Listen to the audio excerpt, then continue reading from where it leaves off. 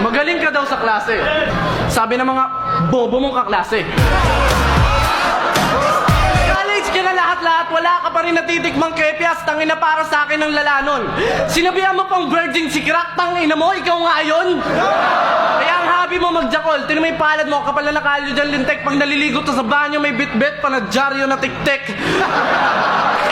42 times a day ka pa magjakol, puta masamahin sa health. Taba nagjajakol ng sound trip niya all by myself.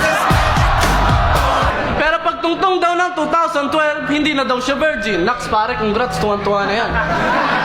Kunento niya pa sa tatay niya, di tatay niya, naluluwa naman. Sabi ng tatay niya, anak, proud ako sa'yo, ang lupit mo. Sabi naman niya, talaga tayo proud ka sa akin. Pengi naman ng pulbo kasi ang sakit ng puwet ko. Teka, may curfew ka pa pala? Bulbulin ka na? Pag may laba ka sa flip-top, hatid sundo ka pa?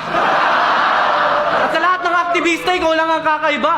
Puta, nagrarally o siya lang mag-isa?